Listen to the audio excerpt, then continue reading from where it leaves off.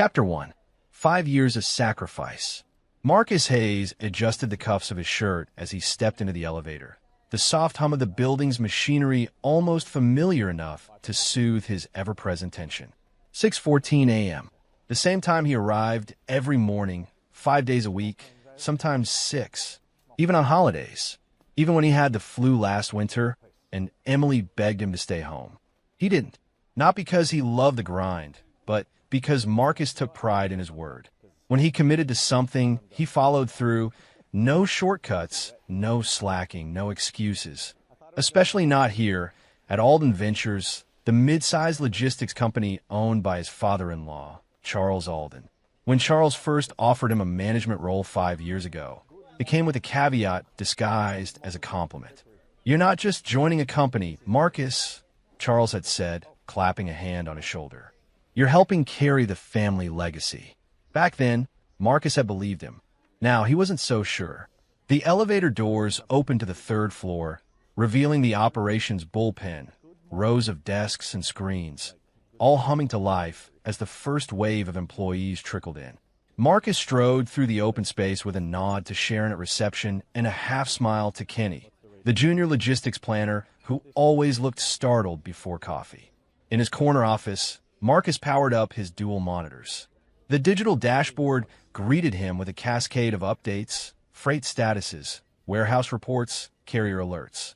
Most of them filtered through the Phoenix Distribution Network, a logistics architecture Marcus had designed, implemented, and optimized from the ground up over 2 relentless years.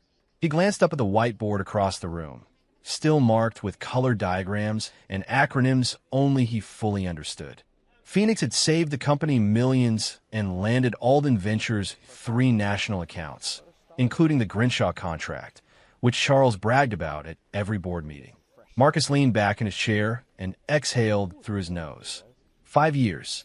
5 years of 12-hour days, of being available on Sunday nights, of missing Sophia's school recital because the Tulsa shipment got stuck at the border. "Daddy, it's okay," she told him later that night, small arms around his neck, her curls tickling his chin. "You can come next time." God, she was sweet. 8 years old, and already more forgiving than most adults he knew. A knock at the door broke his thoughts. Emily. She stepped in without waiting. Perfect posture, sleek bun, not a single thing out of place. "Hey," she said. No kiss, not even a smile. "Morning," Marcus replied, eyes still on his screen. She crossed her arms. "You didn't call me back last night. I was fixing the Zeller shipment error." "You're always fixing something. Maybe Jack should fix something for once." That got his attention. Marcus looked up. "Jack." Emily's eyes flickered. "Just saying. He's family too, you know." Marcus stared at her for a beat, something heavy passing between them like static. She turned and left without another word. Jack. Jack Monroe. 26, cocky, all charm and zero grit. Charles's nephew, Emily's cousin on her mother's side. Fresh out of an MBA program that Marcus suspected was more golf than business. He had only been with the company 3 months, yet somehow managed to be everywhere. Boardroom presentations, executive luncheons, client briefings that Marcus had led for years, now suddenly reassigned to Jack, who sat in the corner, nodding like he understood warehouse logistics beyond a PowerPoint slide. At first, Marcus had chalked it up to youthful enthusiasm. Jack was learning, shadowing, maybe just overstepping. But last week, when the Fort Worth account was moved to Jack's strategic oversight, Marcus felt something shift in his gut. He wasn't imagining it anymore. At lunch, Marcus stood in the break room nursing a black coffee, ignoring the sandwich in his hand. Kenny approached cautiously. "Hey, Marcus, you see the new org chart?" "No," Marcus said flatly. "Why?" Kenny scratched the back of his neck. "Just Jack's name is on the weekly client rotation now. Tier 1. Marcus blinked. "That's not a mistake." "Nope. Sent from upstairs." He nodded, swallowing a bitter taste. Upstairs meant Charles. Later that afternoon, Marcus sat in a meeting about Q3 logistics projections. Jack was there. So was Charles. Halfway through, Marcus began outlining a contingency route for a problematic interstate corridor when Charles interrupted. "That's good, Marcus," he said, then turned to Jack. but Jack's been exploring some innovative data modeling. Why don't you explain it, Jack? Jack grinned like a high schooler who just got called on to read his poem. Right. So I've been digging into predictive analytics based on, like AI forecasting tools.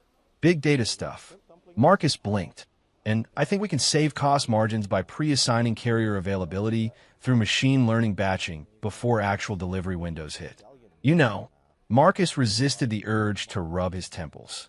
Have you tested that logic against real-world carrier behavior? Because batching too early could cause underutilization. Jack looked to Charles, who smiled broadly. He's still refining it. It's a fresh perspective. Marcus looked at them both, and he understood. He wasn't being challenged. He was being phased out. Back in his office, he closed the door quietly, sat at his desk, watched the clock tick past 5 p.m. The building began to empty out around him, the gentle rustle of briefcases and heels echoing in the hallway. He should have left, gone home, said goodnight to Sophia before bed. Instead, Marcus opened his project archive folders and began reviewing every document tied to the Phoenix network, the thing that saved Alden Ventures from a slow decline into irrelevance. He clicked through the Grinshaw pitch deck, the Zeller recovery report, the 5-year growth plan that still had his name on it at the bottom of every page. But somehow, Jack was the one exploring vision. That night, driving home beneath the dull orange streetlights, Marcus barely noticed Emily texting at the kitchen table or the untouched dinner plate waiting for him. He walked past it all and into Sophia's room. She was asleep, clutching her stuffed giraffe, mouth slightly open. He sat beside her and gently brushed a curl from her forehead. "Daddy's always going to do the right thing," he whispered. She stirred, then settled. Marcus stood in the hallway in silence. Something cold settled in his chest, not quite anger. Not yet, but he knew something had changed. And deep down, he knew it wasn't going to change back. Chapter 2. The promotion announcement.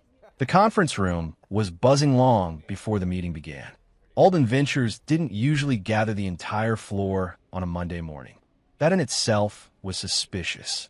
Add to that the fact that the department heads were told to make sure everyone's present, no exceptions, and the speculation had gone from casual whispers to full-on office gossip by the time Marcus arrived. He stepped into the sleek glass-walled room and scanned the faces already seated: Kenny, Sharon, Lillian from HR, a few warehouse liaisons, and nearly all of the junior staff. He took a seat near the front, nodding at a few colleagues on the way. "Hey, Marcus," Lillian whispered as he Saturday, "any idea what this is about?" He shrugged mildly, but the truth was he had an idea. Regional director. The position had been sitting open ever since Don Shearer retired last quarter. Marcus had effectively been doing the job in the interim, managing Don's accounts, juggling executive reports, even stepping into meetings with their international freight partners. Charles hadn't said it outright, but all signs had pointed to the promotion being a done deal.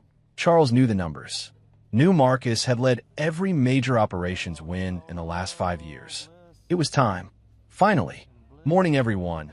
Charles's voice boomed as he stepped up to the front of the room, flanked by his assistant, and Marcus's stomach dropped. Jack.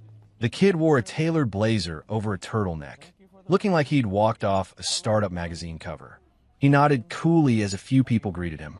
Marcus frowned, then quickly schooled his expression. Jack being here didn't mean anything. "Let's get started," Charles said, hands clasped in front of him. "I appreciate you all making time this morning. I won't keep you long, but I did want to share some exciting news with the team personally." He looked around the room, smile wide and rehearsed. "As you know, our regional director position has been vacant for some time. I've spent the last several weeks evaluating candidates, both internal and external. This role is crucial, especially as we move toward our Q4 strategy and prepare to scale into new territories." Marcus leaned forward slightly, pulse quickening. He barely heard the next part of Charles's speech, something about innovation, digital transformation, the future of supply chain analytics. The words blended together into a vague corporate soup. Then Charles straightened up, voice clear. "So today, I'm thrilled to announce that our new regional director of operations will be Jack Monroe." The room went quiet. There were a few scattered claps, a pause, then more as people followed the lead. It felt like watching a firework that failed to launch, and everyone clapping was just trying to cover the awkwardness. Marcus stared straight ahead. He didn't flinch. He didn't look at Jack. Didn't look at Charles. Inside, though, something cracked. Jack stepped forward like he'd just been crowned royalty. That smug half-smile plastered across his face. "Thanks, Uncle Charles," he said with a chuckle. "And thank you to everyone here. I'm excited to keep learning and leading. There's a lot of great energy in this company, and I can't wait to tap into it." A few more claps. Marcus could feel his own breath in his throat. Thick, heavy, unreal. 3 months. Jack had been here 3 months. The same kid who still asked Marcus what LTL stood for in a planning meeting. The same kid who mistook internal freight margins for gross sales on a quarterly report. The same kid who once asked if forklifts had GPS. Marcus had sacrificed holidays, weekends, his daughter's milestones. Built systems. Carried crises. Brought in clients Charles couldn't even name. And this was what he got. He stood slowly as the room began to shift again, some murmuring, a few returning to their desks. Jack was shaking hands near the front, lapping up the spotlight like a star athlete. Marcus walked up to him, steady, heart thudding in his ears. He extended his hand. "Congrats to Jack," he said with a calm voice that surprised even himself. Jack hesitated, just a flicker of unease behind his grin, but took the handshake. "Thanks, Marcus. Means a lot coming from you." Charles glanced over at the exchange, eyebrows lifting, maybe surprised Marcus wasn't throwing a fit. Maybe disappointed he wasn't. Marcus turned, walked out of the conference room, and headed straight for his office. He shut the door softly behind him. His legs moved on autopilot as he sat at his desk. The noise from the meeting still echoed down the hallway, but it sounded like it was miles away now. He looked out the window. The same view he'd had for 5 years. The same parking lot. Same corner deli. Same delivery trucks pulling in and out on schedule. Except now, everything felt different. His hands were still, resting on the desk. Not shaking, not clenched, but inside, he felt hollow. There was no anger, at least not yet. Just a stunning, surreal clarity. They made their choice. And suddenly, Marcus knew he'd be making one of his own. Chapter 3. The Betrayal Confirmed. The conference room was empty now. Marcus sat alone in his office. The murmur of the earlier announcement still faintly echoing in his mind like leftover smoke from a controlled fire, one that still scorched quietly beneath his skin. He had closed the blinds, shut off his monitors, turned off his phone, but nothing could mute what had just happened. Jack Monroe was the new regional director. Marcus let the silence hang a moment longer, like the last pause before a funeral begins. Then came the memory, not just the promotion. No, this started weeks ago, long before Jack ever smiled from the head of that conference table. Long before Charles made his strategic vision speech. The betrayal hadn't begun this morning. It had simply been unveiled. It was a late evening, 2, maybe 3 weeks ago. Marcus had been working late, as usual. The floor was nearly empty, lights dimmed, the humming buzz of electronics softer after most employees had gone home. He was about to leave when he realized he'd left his iPad charger in the small media room off the executive suite, where Charles liked to rehearse presentations. The door had been ajar. He didn't mean to listen, at least not at first. But when he heard his name, clear, sharp, and deliberate, he stopped just outside the threshold. Inside, Charles's voice carried across the room. "Look, I know Marcus has put in his time," he said, his tone somewhere between dismissive and tired. "No one's denying the man works hard. Hell, he's a machine." Marcus froze. Another voice responded, maybe someone from the board or one of the VPs. He couldn't tell. "But isn't he next in line, Charles? He built Phoenix. He's kept our bottom line stable for years." Silence. Then Charles let out a slow, amused exhale. "He's not boardroom smart. Marcus is a workhorse, not a racehorse. He keeps the engine running, but he'll never drive us where we're going." Marcus didn't breathe, didn't blink. He stood there, invisible, still just listening. Every word sank deeper than the one before. "Besides," Charles continued, "blood is forever. Jack's the future. He's got the pedigree, the energy, the look. Clients see him and think innovation. You think he's ready?" He doesn't need to be ready. He needs to be seen. There was a long pause, then some chuckling. The voices drifted back into corporate pleasantries. Marcus turned away without a sound and walked down the hall with the steady gait of a man heading toward a truth he never asked for. He never told anyone what he heard. Not Emily, not a single colleague, not even himself, not aloud. But it had lived inside him since then, festering, waiting like an infection under the skin. And now, after this morning's announcement, it had finally broken through the surface. Back in his office, Marcus stood and walked slowly to the window. He pulled the blinds open halfway. Outside, the parking lot was mostly full. The company was growing. On paper, Alden Ventures was thriving. But behind the numbers, behind the charts, and the polished speeches, Marcus had finally seen what the company really valued. Not loyalty, not performance, not 5 years of sacrifice. Blood. That word echoed in his head again, cruel in its finality. Blood is forever. He placed a hand on the window, palm flat against the cool glass. His reflection looked back at him, tired eyes, creased forehead, a jaw that had been clenched too long without realizing. He thought about all the late nights, running spreadsheets while Emily slept in another room. The time he'd driven across state lines to personally handle a client issue Jack would have buried in panic. The countless times he showed up because no one else would. He thought about Sophia's birthday last year, how he missed the cake cutting because Charles called an emergency strategy session. He thought about the week he tore his rotator cuff helping the warehouse team unload during a labor shortage, because he couldn't stand to watch as people suffer while executives stood idle. And what did it all earn him? A pat on the back, a warm smile, and a knife slid gently between the ribs, right under the skin. Marcus inhaled deeply, his chest rising with purpose. He didn't rage. He didn't punch a wall or scream into the void. That wasn't who he was. Charles had expected emotion, expected confrontation, expected him to fight for scraps. But Marcus would give him none of that. He would respond with dignity, with precision, with control. He would leave them wondering when he started playing his own game. He turned from the window and sat back down at his desk, straightened the papers into neat stacks. His calendar pinged for a 3 p.m. supply chain review meeting. He ignored it. Instead, he opened a new Word document. He typed a title at the top. Resignation, Marcus Hayes. Then he paused. Not yet. Not today. This wasn't about quitting in haste or walking out in rage. No, that would be too easy and far too satisfying for Charles to label him emotional or impulsive. He needed time. He needed to leave right, with his head held high, every detail covered, and every loose end tied up in a bow. That's what a professional does. That's what a real leader does. And when the time came, Charles would read the letter and finally see what real strength looked like. Chapter 4. Writing the resignation. The house was quiet.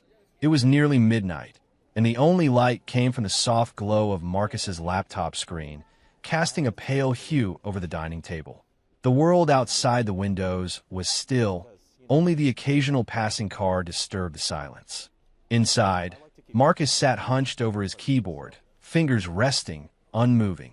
He hadn't typed a word yet. The document was open, titled simply, Resignation Letter M. Hayes.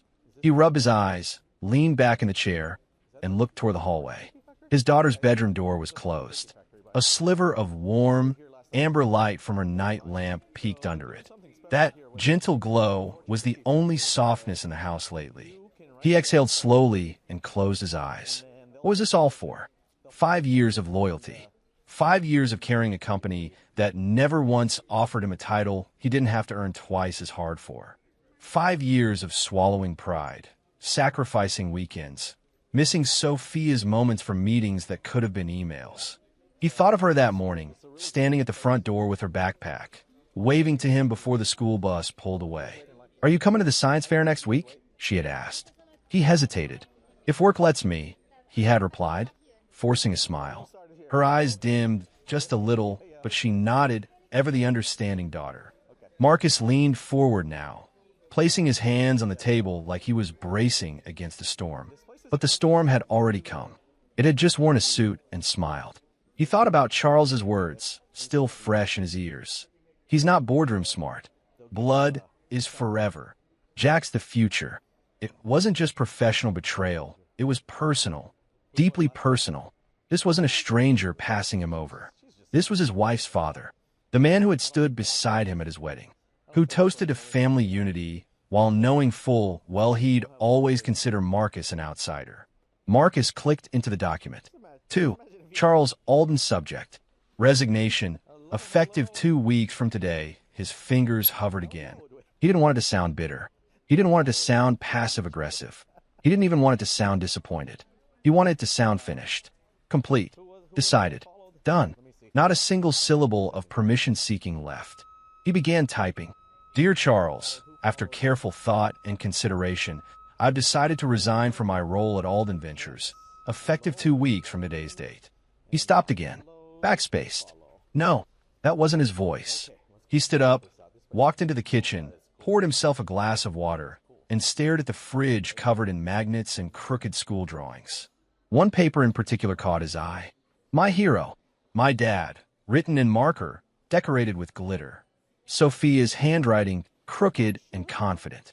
He picked it up, gently, as if the paper were more important than anything in the room.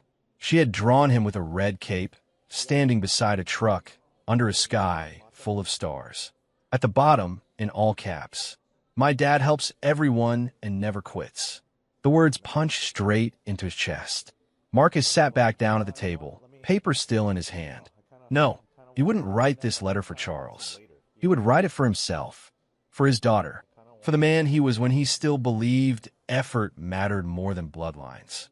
He placed the paper aside, cracked his neck, and began typing again. Charles, after 5 years of dedicated work, I'm formally submitting my resignation from Alden Ventures, effective 2 weeks from today's date. His hands flowed faster now, steadier. This decision hasn't come lightly. I've invested myself fully into this organization, building systems, securing key partnerships, mentoring staff, and stabilizing operations during times of crisis. My work, including the Phoenix Distribution Network and the recovery of the Zeller account, has always come from a place of commitment, not just to the company, but to the people who trust it. He paused, his eyes narrowing slightly, then kept going. However, recent events have made it clear that the direction of Alden Ventures no longer aligns with my values or vision of leadership. I've always believed in merit, accountability, and integrity, principles that I can no longer confidently say are reflected in the company's internal decisions. He stopped, took a long breath, then typed, I will ensure a smooth and professional transition over the next 2 weeks, assisting in any way I can to protect the clients and colleagues I've proudly worked with. My departure will be handled with the same level of professionalism I've always brought to my role. Marcus leaned back again. It was almost done. The letter wasn't dramatic. It didn't list grievances. It didn't name names. But it said everything. He imagined Charles reading it, sitting in that leather chair of his, scoffing at the email at first, then pausing, rereading, realizing what was really happening, realizing he couldn't guilt Marcus into staying, couldn't wave the family flag one more time and expect loyalty without respect. Marcus closed his eyes, picturing it. He could already hear Charles's voice in his head. You're going to throw all this away? Over promotion. I gave you a seat at the table. Don't do this to Emily, to Sophia. But this wasn't about Charles anymore. It wasn't about Jack. It was about Marcus Hayes, finally drawing a line in the sand after letting it wash away too many times. He opened his eyes, typed the final paragraph. Thank you for the opportunity to contribute to Alden Ventures. I wish the company continued success. Sincerely, Marcus Hayes. He read it again, then once more, then hit save. He didn't send it yet. That time would come soon, but the letter was written. The decision was real. And for the first time in days, Marcus felt something shift in his chest. Not grief, not rage, relief. The kind of relief that only comes when you finally realize you don't owe anyone an explanation for walking away from a place that no longer sees you. Chapter 5. Congrats to Jack. The morning sun filtered through the glass walls of Alden Ventures like nothing had changed. The polished floors gleamed. The front desk receptionist offered her usual tight-lipped greeting, and the smell of burnt office coffee drifted through the corridors. But for Marcus Hayes, everything had changed. He stepped into the building in a charcoal gray blazer, crisp white shirt, no tie, calm, unhurried. There was a softness in his posture, a quiet resolution that made him feel lighter than he had in months. His leather briefcase, carried for years with quiet purpose, hung from his right hand. Inside it was the printed letter, folded once, perfectly aligned. His eyes swept across the operations floor as he passed through. Kenny gave a small wave. Sharon smiled, unaware that this would be one of the last times she'd see Marcus in that seat by the window. Everything about this morning looked ordinary, and that was exactly how Marcus wanted it. He moved toward the elevator. His heart wasn't racing, his palms weren't sweating. He wasn't nervous. He was ready. As he reached the executive floor, he saw Jack standing at the coffee machine, tapping at his phone with one hand and stirring cream into his drink with the other. He looked up and gave Marcus a nod. "Hey, Marcus. Big day today. First exec meeting," Jack said, smiling like he'd just been handed the keys to a sports car he didn't know how to drive. Marcus nodded. "Congrats again," he said simply. Jack grinned wider. "Thanks, man. Really appreciate that." Marcus didn't stop walking. He approached Charles's office, door slightly ajar. He could hear Charles's voice on a call, his tone clipped and managerial. "If we realign the Oklahoma contract under Tier 2 delivery schedules, we may see the margin shift by mid-quarter." "Yes, I'll run it by Jack." Marcus gave a brief knock. Charles looked up, waved him in, and finished his call with an efficient, "We'll circle back." "Thanks, Linda." He set the phone down and offered Marcus a practice smile. "Morning," Charles said. "Good timing. I was going to loop you into some logistics meetings this week, so we can transfer some of your clients to Jack, help him get his footing." Marcus stepped forward. He reached into his briefcase and pulled out the letter, crisp, white, deliberate. He set it down on Charles's desk. "Congrats to Jack," Marcus said, his voice smooth and unwavering. "I'm putting in my notice." Charles blinked. The smile vanished like a switch had been flipped. He looked at the letter, then back at Marcus. "What is this?" he asked slowly, his brow furrowing. "You heard me," Marcus said. 2 weeks' notice, per policy. Effective today. Charles's face twisted into something between disbelief and insult. He stood, pushing back from his chair, eyes scanning Marcus for some hint of sarcasm, some weakness in the delivery. "Is this a joke?" he snapped. "You can't be serious." "I'm completely serious," Marcus said, his hands loosely clasped in front of him. "It's already signed. I'll email it to HR shortly." Charles picked up the letter like it had personally offended him. He read it, face tightening with every line. "Jesus, Marcus," he muttered. "Over a promotion? You're going to throw away 5 years over a damn title." "It's not about the title," Marcus replied calmly. "It's about what the title represents, and what this company chooses to reward." Charles stepped out from behind the desk. "You think I don't see your work? That I haven't appreciated everything you've done here?" "I think you saw my work just fine," Marcus said. "You just didn't respect it enough to trust me with the position I earned. You gave it to someone who's barely unpacked his desk." Charles's jaw clenched. "He's family." Marcus met his eyes. "So am I. Or I thought I was." The room fell silent. Charles paced a few steps, shaking his head. "I brought you into this company. I opened the door for you, and I walked through it," Marcus said. "And then I built the house. I fixed the plumbing. I kept the lights on while everyone else left early." Charles turned, his voice lowering now, more measured. "Don't do this, Marcus. Think about Emily. Think about Sophia. What does this mean for them? For all of us?" There it was. The guilt. The family card. Predictable. Marcus's voice softened, not bitter, not angry. Just tired. Family doesn't mean loyalty without respect. Charles blinked, caught off guard by the clarity of the answer. For once, he had nothing to say. Marcus straightened his shoulders. "I'll be professional, as always. 2 weeks. Full transition support. You'll get my reports by end of day." He turned and walked toward the door. Charles's voice followed him, quieter this time. "This'll blow over. You'll cool off. We'll talk again in a few days." Marcus didn't stop walking. He left the office with the same calm he entered with. And for the first time in 5 years, he wasn't walking toward a task. He was walking away from a man who had mistaken quiet competence for weakness, and from a company that only valued you when you bled quietly in the background. The elevator doors slid shut behind him. Chapter 6. Fallout and Fake Apologies. The front door had barely closed behind Marcus before Emily's voice cut through the quiet like a razor. You resigned? He had expected the cold tone, but even still, it sank into him like a stone in deep water. Marcus set his keys on the table. Yes.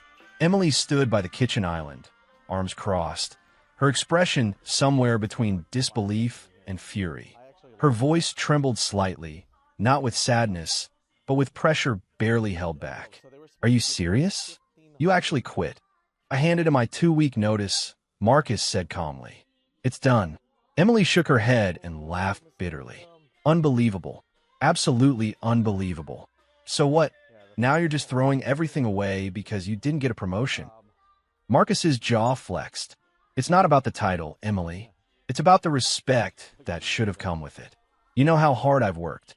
You worked hard for my father, she snapped. And now you've turned around and spat in his face. Marcus walked past her into the living room, taking off his blazer, folding it neatly over the back of the couch. Your father never saw me as anything more than a placeholder. He proved that. Emily followed him, her heels clicking against the tile. You didn't even talk to me before doing something this drastic. You didn't talk to me when you sat there smiling while Jack took the promotion, Marcus said, finally turning to face her. I looked at you, Em. I waited, and you just looked away. I was shocked too, she snapped. But I didn't think you'd go nuclear. What kind of example is this for Sophia? That her dad gives up when things don't go his way. I didn't give up, he said. I chose self-respect. Emily's face twisted. She turned and walked into the kitchen again, yanking open the fridge door like it could shield her from the conversation. Maybe you should have just swallowed your pride. Marcus, she muttered, pulling out a bottle of water. You've always been so damn righteous.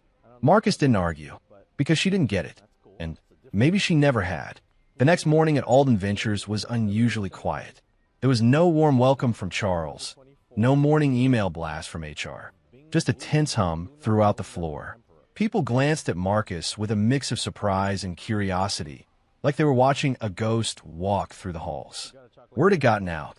Marcus noticed Jack sitting in his new glass-walled corner office, Don Shearer's old office, the one Marcus had always kept the lights running for. Jack was pretending to look busy, flipping through papers without reading them. Their eyes met through the glass for a second. Jack immediately looked down. Coward. Marcus sat at his desk and began preparing his transition files. He'd promised professionalism, and he meant it. But as the morning dragged on, it was already clear that things weren't running right. The first sign came around 9:45 a.m. Kenny knocked softly at his door. Hey, Marcus. Quick question. On the Harper Freight contract, did you ever resolve the cross-warehouse dispute? Jack said it was handled, but I can't find the signed agreement. Marcus frowned. It's in the shared folder, under Phoenix Tier 3 Logistics. Signed and uploaded last month. Kenny nodded, relieved. Thanks. Jack's been digging in there, but couldn't find half of what he was looking for. Marcus gave a tight nod. Let me know if you need anything else.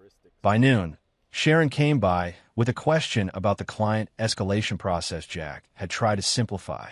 2 hours later, a junior planner emailed Marcus in a panic because a Tier 1 delivery window was missed when Jack shifted a carrier route without notifying the vendor. Marcus quietly fixed it behind the scenes. Meanwhile, Charles was working overtime to play the role of the composed executive. He walked around with a forced smile, patting shoulders, holding briefings with HR and marketing like nothing was wrong. But Marcus saw it clearly. The machine was stuttering. The problem wasn't just that he was leaving. The problem was that no one else knew how to keep things from falling apart. And Jack, for all his swagger and family ties, couldn't even tell a routing error from a rate card. By Wednesday, Marcus overheard Charles on the phone with a client. No, we're not experiencing operational instability. That was a misunderstanding. Marcus Hayes is transitioning out, but he's helping us implement even better systems. Yes, you're still in good hands. Damage control. He even had the nerve to come by Marcus's desk later that afternoon, wearing a look of forced concern. I want to make sure you're not leaving any hard feelings behind, Charles said, his voice low. Marcus looked up, keeping his tone neutral. You'll get everything I promised. Nothing more, nothing less. Charles paused, like he wanted to say something meaningful. But whatever it was died in his throat. He gave a small nod and walked away. By Friday, the cracks were spreading wider. One of their long-standing clients, Glenford Medical Logistics, called in confusion. Why did your new director tell us the SLA timeframes were changing? That's not in our agreement. Marcus, still CC'd on the account, had to call them personally to smooth things over. Jack hadn't read the client file, hadn't even glanced at the terms. It was sloppy, dangerous, and clients were beginning to notice. Even a junior staff could sense it. The rhythm was off. Meetings ran late. Responses were delayed. Calls were missed. People started whispering in hallways and pausing when Jack passed by, unsure whether to salute or smirk. And Jack, he kept his head down when Marcus walked by. No smug remarks, no confident greetings, just a quiet shuffle of papers, a glance away, and the awkward silence of a man who knew he'd been given a sword he didn't know how to swing.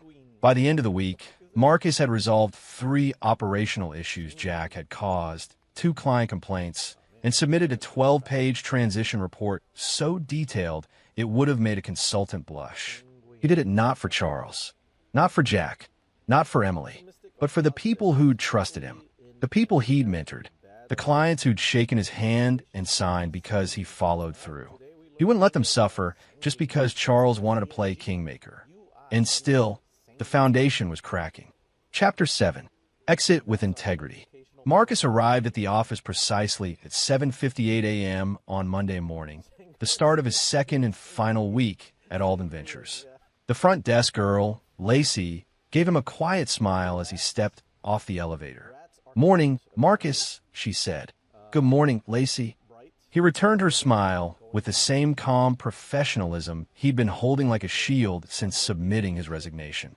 His smile was composed, polished, just like his departure would be. He passed through the glass panel hallways with the confidence of someone who had built most of what surrounded him. Behind the calm face was a man who had decided to exit with integrity, not for Charles, not for Jack, not even for himself, but for the people he'd led, the clients he'd earned, and the systems he'd built with his bare hands. The whispers still followed him. They always paused just a fraction too long when he passed. "You hear Marcus is leaving? Total setup. They did him dirty. Jack can't tie his own shoes without checking Slack 3 times. He never responded, never acknowledged them. But he heard every word, and inside, a quiet vindication built, slow and steady. By 9 o'clock a.m., Marcus was already in the main operations room with Jack. The younger man fidgeted nervously as Marcus pulled up the internal logistics dashboard. "All right, Jack, let's walk through the Tier 2 routing framework again," Marcus said. Jack nodded, shifting uncomfortably in his seat. "Yeah, sure. I remember some of it." Marcus gave no reaction. "Good. Then explain how we reroute Phoenix overflow shipments during third-quarter volume spikes." Jack blinked. Marcus waited. When no answer came, he calmly turned back to the screen and began explaining from scratch. "No worries. Let's go through it again, step by step. This is where we lost Glenford's overflow account last year, before I stepped in. You need to understand these patterns, or you'll keep losing clients." Jack opened his notepad. "Right. Got it. I didn't think it was that deep." Marcus didn't look up. It always is. For the next 2 hours, Marcus reviewed case studies, pulled up route maps, showed heat zones and cost variance logs. Jack nodded a lot, but his note-taking slowed after 10 minutes. He was still learning, but slowly, sloppily. At 11:15, Sarah from accounting poked her head into the room. "Hey, Marcus, sorry to interrupt. I know you're transitioning, but we got a rate issue with one of the Westline accounts." Jack tried to update the contract rates, and something's glitching in the system. Jack tensed. Marcus gave a polite nod. "I'll take a look." He walked down the corridor with Sarah, and the moment they were alone in the elevator, she whispered, "You know they should have given it to you, right?" Marcus gave a faint, tired smile. "Not my decision. They did you dirty," she said under her breath. He nodded once. "Thanks, Sarah." That afternoon, Marcus was in the client call room with one of their biggest accounts, Northside Labs. The project lead had called after receiving two different shipment confirmations, one from the old system, one from the one Jack had updated with Charles's permission. "We're getting doubled charges," the client said, irritated. "And we're hearing about staff changes. Is everything stable over there, Marcus?" "It is," Marcus said smoothly. "There was a technical hiccup. I've resolved it already and clear it with billing. You'll get a corrected statement by end of day." The client sighed. "Appreciate that. You've always kept things tight. Hope they know what they're losing." Marcus's hand froze for a beat on the mouse. Then he said, "Transitions are never easy, but I make sure they're clean." And he did. He wasn't going to torch the place on his way out. That wasn't his style. But he'd make damn sure they knew what he had carried. By Wednesday, Marcus had trained 3 junior staffers on emergency reroute protocols, corrected 3 more client contracts, and rewritten an onboarding SOP that Jack had tried to shorten by cutting unnecessary verbiage, which included safety guidelines. "Jack," Marcus said evenly in the conference room that afternoon, "if a single driver misreads your new handbook and misses an unloading clearance window at a medical facility, it's not just a mistake, it's a lawsuit." Jack rubbed his temple. "I didn't think of that." "Exactly," Marcus said, handing him a revised version. "You're not supposed to think of everything. That's why you listen to the people who've already made those mistakes and lived through the consequences." Jack didn't reply. He just nodded, slower this time. Maybe he was finally starting to realize the truth. The titles didn't make the leader. The competence did.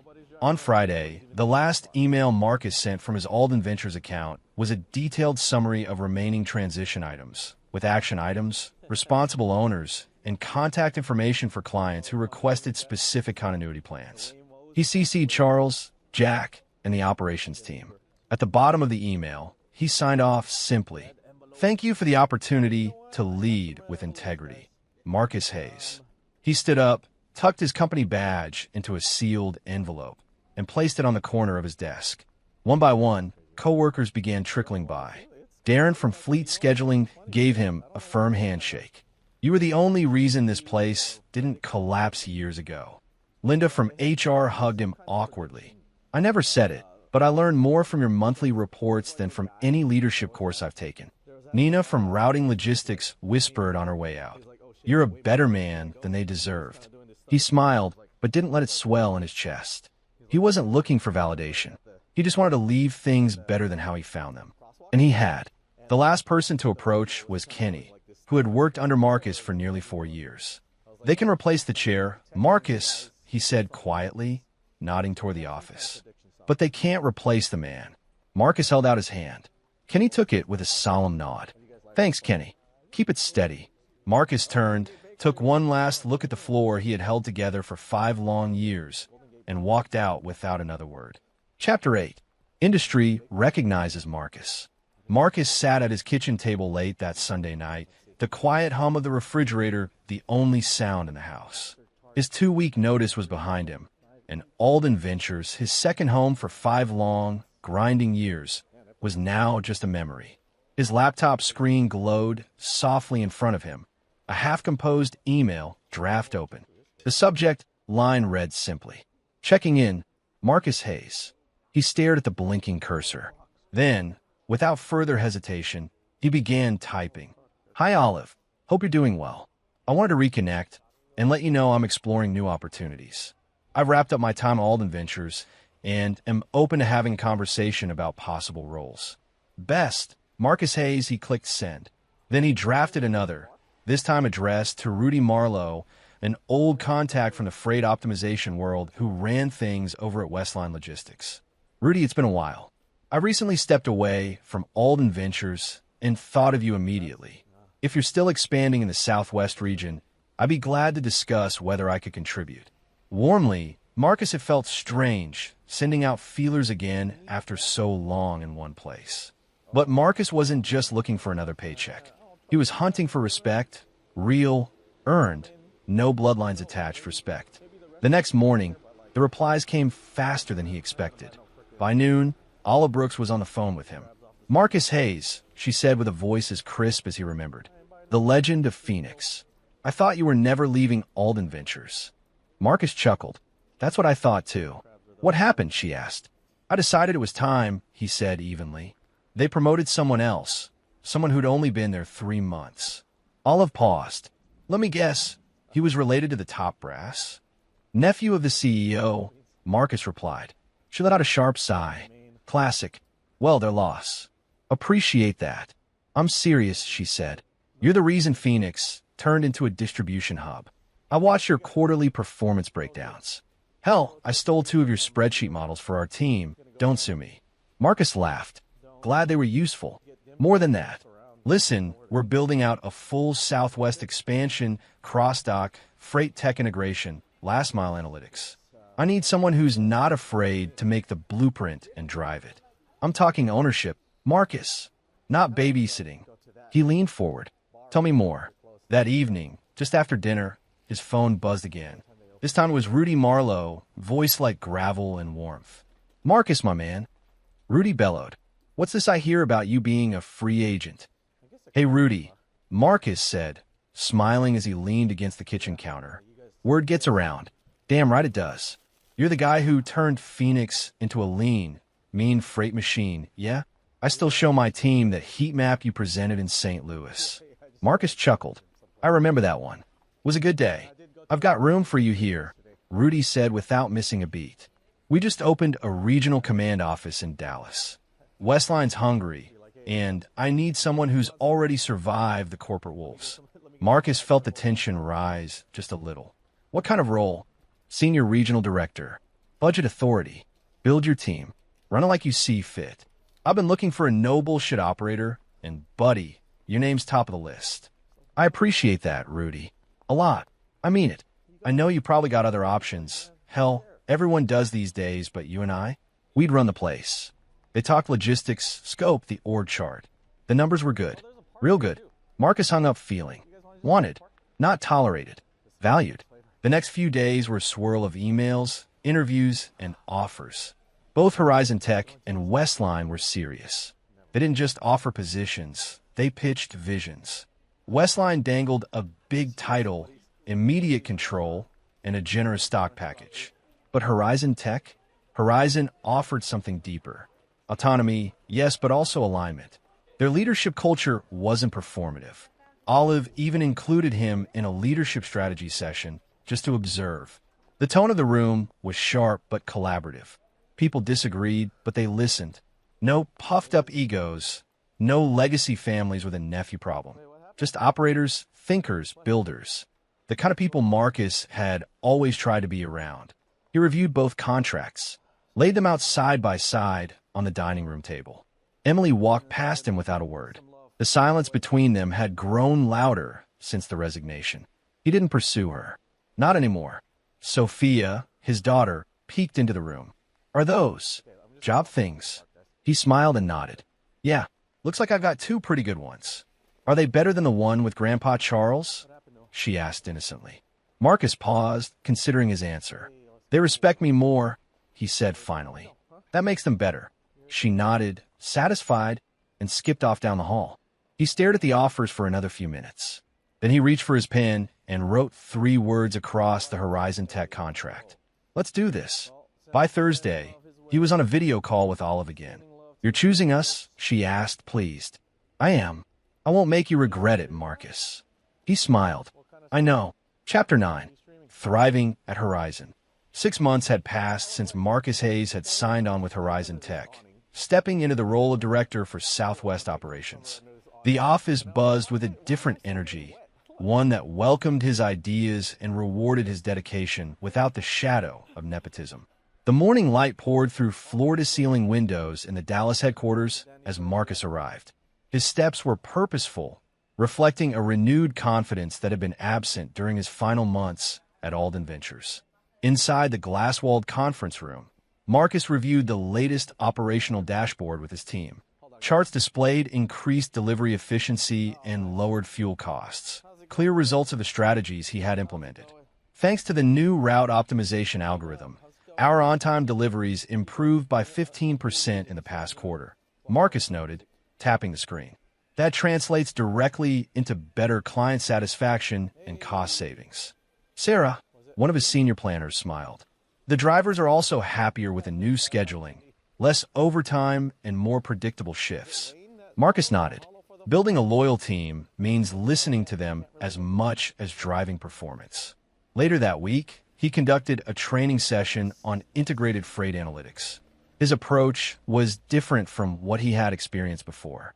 Collaborative, encouraging questions, and innovation.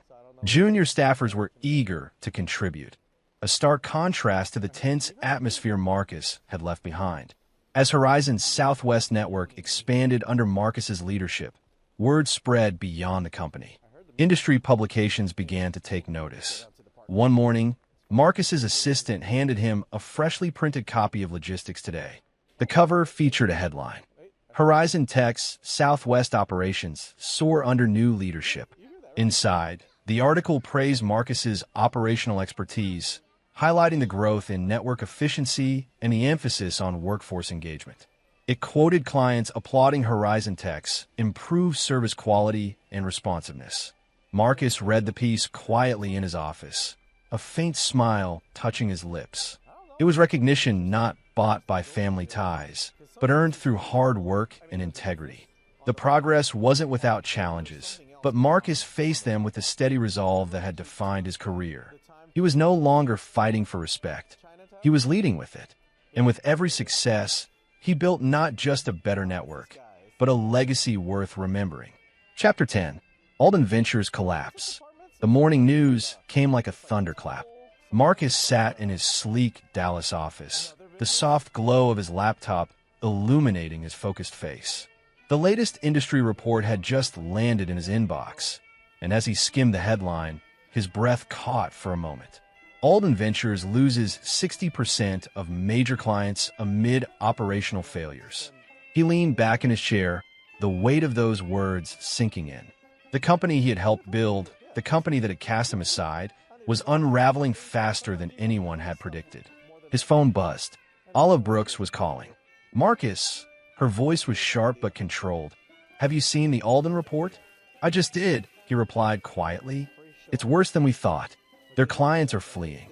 Contracts terminated mid-cycle. The board is in chaos. Marcus nodded to himself, though she couldn't see it. Jack's resigning, Olive added, citing stress and the need to pursue further education. Marcus felt a strange, calm wash over him. No triumph, no smug satisfaction, just a steady quiet. I expected it, he said. Olive sighed. I know you did. How are you holding up? Focused, he said simply. I'm here for Horizon. We can't get distracted by old ghosts. Across the country, in the now-shadowed Alden Ventures headquarters, the atmosphere was suffocating. Charles Alden paced in the boardroom, papers scattered across the mahogany table. The once commanding presence was now marked by tense lines and a rare, desperate fatigue. The board members were assembled, voices rising in disapproval and frustration. You've lost over half your key clients, Charles, the chairwoman, said sharply. This level of operational failure is unacceptable. I inherited challenges, Charles defended weakly, but Jack was making progress. Jackson over his head, another board member cut in, and you knew that when you handed him the reins. Charles's eyes flickered with something close to regret, but pride kept his lips sealed. The vote was swift. Charles Alden was ousted as CEO. Meanwhile, Jack Monroe sat alone in a modest apartment, staring at a university brochure on his desk. His phone buzzed with messages, some from former colleagues, others from family. He thumbed through the brochure, the words business administration and logistics management blurring slightly. He reached for his phone and dialed Marcus's number. The call rang once, twice, then was answered. Marcus! Jack's voice was tentative. Yes, Jack. I want to say thanks for everything. During the collapse, you helped when I was lost. Marcus was silent a moment. Listen, Jack continued, I'm going back to school. I need to learn properly. Maybe then I'll be ready. Marcus cleared his throat. Good luck, Jack. Make it count. Back in Dallas, Marcus closed the news tab and looked out the window. There was no joy in watching Alden Ventures crumble. Only a sober reminder of what happens when nepotism blinds leadership to talent and integrity. A soft knock interrupted his thoughts. Olive stepped in. "Ready for the quarterly meeting?" she asked. Marcus smiled. "As ready as I'll ever be." He turned back to his work, knowing the future wasn't written by the failures of the past, but by the strength to build something better. Chapter 11. Diner Conversation. The late afternoon sun hung low, casting long shadows over the quiet highway. Marcus pulled his rental car into the gravel parking lot of a roadside diner, a modest place, its peeling paint and flickering neon sign promising nothing but greasy food and strong coffee. He'd stopped on a whim, craving a break from the endless calls and emails that came with his role at Horizon Tech. He stepped inside, the familiar clink of silverware and low murmur of conversation welcoming him like a familiar old song. The diner was sparsely filled, with a few truckers nursing coffee and a couple of locals chatting over pie. Marcus slid into a booth near the window and glanced at the menu without much interest. As the waitress approached, a sudden voice from the adjacent booth caught his attention. "Marcus!" He turned to see a young man sitting alone, worn shirt and a tired but earnest face. It was Jack Monroe. Marcus's first instinct was surprise. He hadn't expected to see the former Alden Ventures prodigy here, especially not in this humble setting. "Jack," Marcus said carefully, "didn't expect to see you around here." Jack smiled sheepishly, running a hand through his unkempt hair. "Yeah, life's a bit different these days. I'm working at a small freight company down the road. Starting over, you know." Marcus nodded, signaling the waitress. "Well, good to see you. What are you having?" "Just coffee," Jack replied, trying to save up. They sat in silence for a moment, the diner's hum filling the space between them. Finally, Jack spoke, voice quieter now. "I wanted to thank you," he said, "for everything back then, during the collapse. I wasn't ready for that promotion, Marcus. Not by a long shot. You held things together more than anyone realized." Marcus looked out the window, thoughtful. "Jack, nobody's ever fully ready. But you have to be honest with yourself about what you can handle." Jack swallowed hard. "I faked it. I thought I could bluff my way through." "You can't bluff logistics," Marcus said with a faint smile. "It's a science and an art. You learn it by getting your hands dirty." Jack nodded slowly. "I'm starting from the bottom again. But I'm learning. Real learning this time." Marcus studied the young man before him, noting the humility and resolve now etched on his face. "You've got a long road ahead," Marcus said. "But if you keep at it, you'll get there." Jack met his gaze. "Thanks, Marcus. That means a lot." They fell into a comfortable silence, the weight of the past giving way to a tentative understanding. When Jack glanced at his watch, he sighed. "Guess I should get back before my shift." Marcus stood, grabbing his jacket. "Good luck, Jack. And remember, just don't fake it next time." Jack smiled, a hint of gratitude shining through. "You won't hear any lies from me." They shook hands firmly, two men changed by experience and respect. Marcus walked out into the fading light, feeling the quiet satisfaction of a chapter finally closed. Chapter 12. Peace and Perspective. The morning light filtered gently through the curtains of Marcus's home office, casting soft shadows across the neat stacks of files and notebooks that had become part of his daily rhythm. The quiet was different now. Not the nervous, restless quiet of a man fighting battles at a company that didn't respect him, but the calm, steady quiet of someone who had found new rhythm. Marcus sat back in his chair, sipping his coffee as he looked out the window at the small garden Sophia had been helping to tend. The tulips and daffodils nodded gently in the breeze, a simple testament to growth and patience. Two things Marcus had learned well over the past year. A soft knock on the door pulled him from his thoughts. "Sophia," he called softly.